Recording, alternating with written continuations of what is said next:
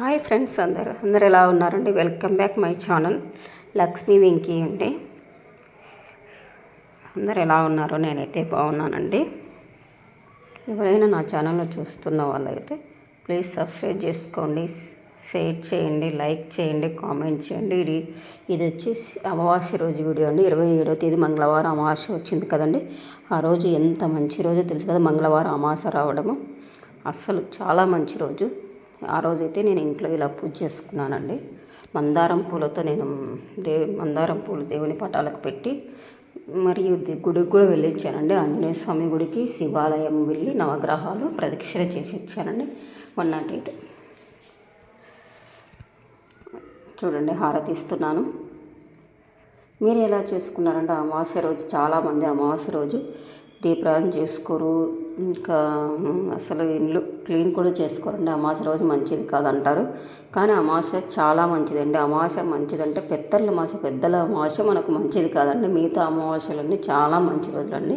First మనం ఇక్కడైతే నేను ఆంజనేయ స్వామి టెంపుల్కి వచ్చానండి. అక్కడ ప్రదక్షిణ చేసి శివాలయం వెళ్ళానండి. ఆంజనేయ స్వామి కూడా వెరీ పవర్ఫుల్ దేవుడు కదండి. మనకు అమావాస్య రోజు చేయడం వల్ల ఆంజనేయ స్వామి టెంపుల్కి వచ్చాను. ఆంజనేయ స్వామి చాలా పవర్ఫుల్ దేవుడు కదండి. తర్వాత మా ఊరి శివాలయం అండి, అది శివాలయం అండి. ఇది అంతా రోడ్డు, సిమెంట్ రోడ్డు అండి. ఇక్కడ ఉసిరి చెట్టు, జిల్లేడు చెట్టు రెండు ఉన్నాయండి. ఉసిరి చెట్టు అంటే విష్ణు స్వరూపం కదా. జిల్లేడు పూలు అనేది శివునికి ఇష్టం కదండి. జిల్లేడు పూలతో పూజ చేస్తారు కదా. ఇక్కడ గుడి ప్రాంగణం అండి అంతా లోపల. తర్వాత ఇక్కడ నవగ్రహాలు, ఈ నవగ్రహాలకైతే నేను ప్రదక్షిణ చేయడం జరిగిందండి. 108 చేశాను. నేను ప్రతిసారి చేస్తుంటాను. ఇక్కడ నవగ్రహాలకు పవర్ ఎక్కువ అండి మనకు. ఇక్కడ మా శనిదేవునికి అయితే నేను దీపం ముట్టించి ఆయిల్ అనేది పోసానండి. నల్ల నువ్వులు అయితే వేయలేదు. తర్వాత లోపల శివాలయం అండి ఇది. ఫస్ట్ నవగ్రహాలు తిరిగిన తర్వాతనే మనం శివాలయంలోకి అడుగు పెట్టాలండి. నవగ్రహాలు తిరిగి చాలామంది కాళ్ళు కడుక్కుంటారండి. నవగ్రహాలు కూడా ఒక దేవుడని భావించండి. మన గ్రహ పూజ చేసినప్పుడు మాత్రమే నవగ్రహాలకు కాళ్ళు కడుక్కుంటాం. మీద ఫస్ట్ నవగ్రహాలకు మొక్కిన తర్వాతనే శివాలయంలోకి అడుగు పెట్టాలండి మనము. ఇక్కడ వచ్చేసి బసవదేవుడు అండి. బసవదేవుడు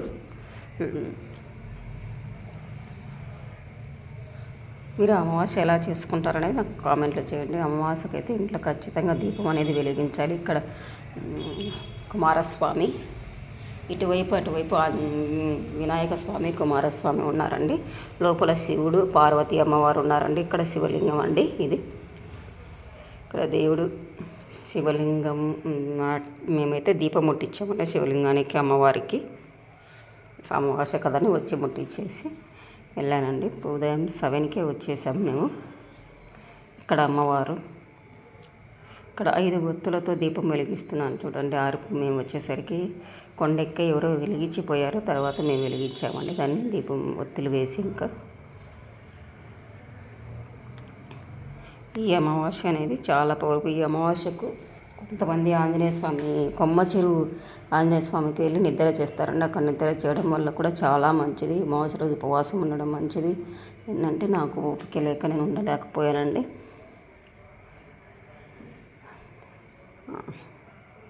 అమావాస్యకు ముఖ్యంగా లక్ష్మీదేవికి చాలా ప్రీతికరమైనదండి. అమావాస్య రోజు లక్ష్మీదేవిని ఎక్కువ పూజిస్తారు. మార్వాడీస్ అయితే అమావాస్య రోజే అన్నీ స్టార్ట్ చేస్తారండి. వాళ్ళు అమావాస్య చాలా పవిత్రమైన రోజుగా భావిస్తారు. ఇక్కడ శివయ్యకైతే దీపాన్ని అయితే ముట్టించాము. 5 ఒత్తులతో దీపం అనేది గాలి పెడుతుంది, కొద్దిగా వెలగడం లేదండి. అందుకు కొద్దిగా దూరం పెట్టేసి లోపల పెట్టేసి వెలిగించాను.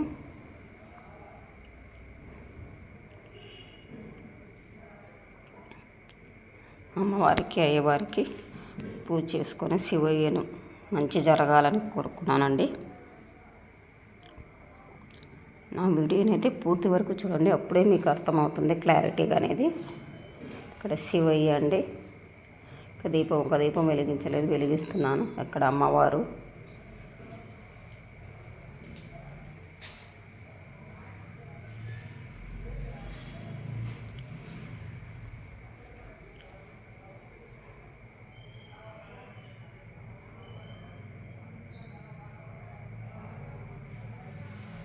అమ్మవారు శివయ్య,